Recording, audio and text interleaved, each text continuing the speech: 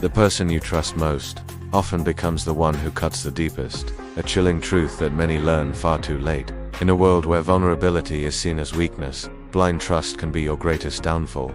Think about it. Who knows your deepest fears, your darkest secrets, your most guarded insecurities? It's not your enemies, it's those closest to you. The ones you've let inside your walls. The ones you believe would never hurt you. But history tells a different story. Time and again, we see that betrayal comes not from outside threats, but from within our inner circles. The most loyal advisors, the most trusted friends, the most beloved family members. These are the ones who have the power to destroy us completely. Consider the fate of countless kings and emperors throughout history. How many met their end not at the hands of rival nations, but through the treachery of their most decorated generals? The very men who had fought beside them, bled for them, sworn oaths of eternal loyalty. In the end, it was their intimate knowledge of the ruler's weaknesses that allowed them to strike the fatal blow. As trust deepens, so too does the potential for devastation. The more you let someone in, the more ammunition you hand them to use against you. Your vulnerabilities become weapons in their arsenal. Your faith in them becomes the perfect cover for their schemes. Innocence is not a shield, it's a target painted on your back. In a cutthroat world, those who maintain their naivety are not admired. They're exploited, used up and discarded by those who recognize easy prey when they see it. The hard truth is this: absolute trust is a luxury none of us can afford. Not if we want to survive, not if we want to protect ourselves from the inevitable betrayals that come with human nature. Does this mean we should wall ourselves off completely, live in perpetual suspicion of everyone around us?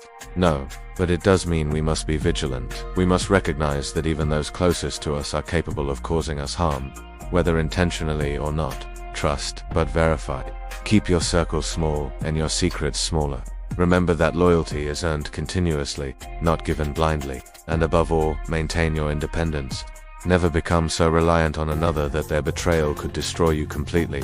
The most dangerous predators don't announce themselves with snarling teeth and raised claws.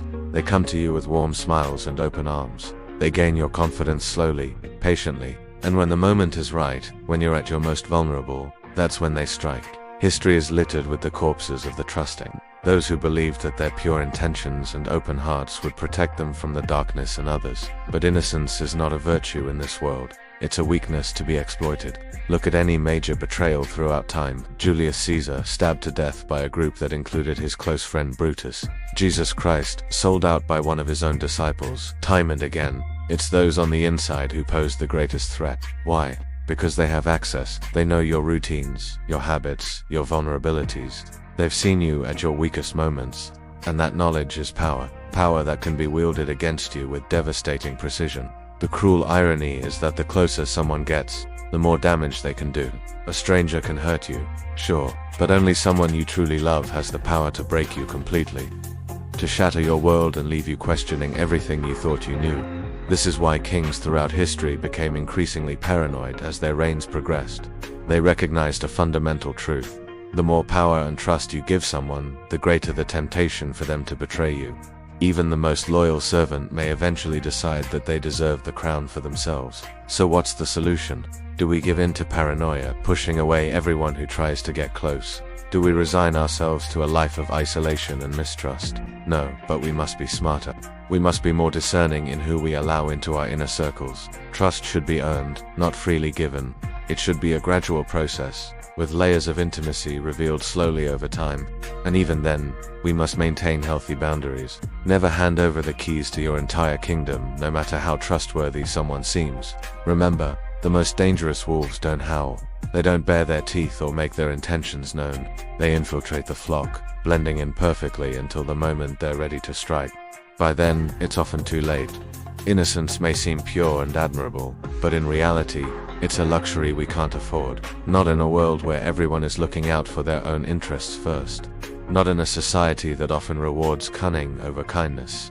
This doesn't mean becoming cold or cynical. It means being realistic about human nature.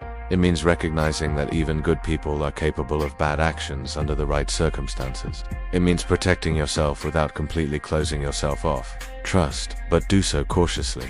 Love, but maintain your independence. Be kind, but don't be naive. Remember that the sweetest smile can hide the sharpest knife. And always keep a part of yourself guarded. a core that remains untouchable no matter who tries to reach it. Because in the end, the only person you can truly rely on is yourself. Others will come and go, they'll support you, betray you, lift you up, and let you down.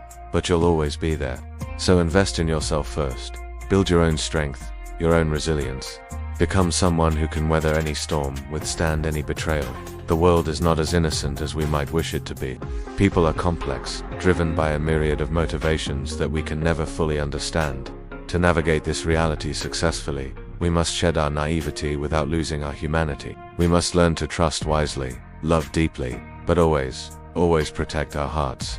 Remember, the person you trust most often becomes the one who cuts the deepest. Not because they're inherently evil, but because you've given them the sharpest blade and shown them exactly where to strike. Guard yourself accordingly, and you'll be far less likely to fall victim to the betrayals that have toppled empires and broken countless hearts throughout history. In the end, it's not about living in fear, it's about living with awareness.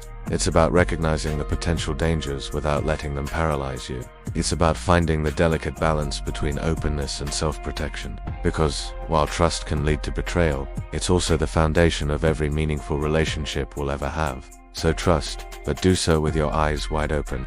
Love, but maintain your sense of self. And always remember that the most important relationship you'll ever have is the one with yourself. Nurture that, protect that, and you'll be far better equipped to handle whatever betrayals life may throw your way.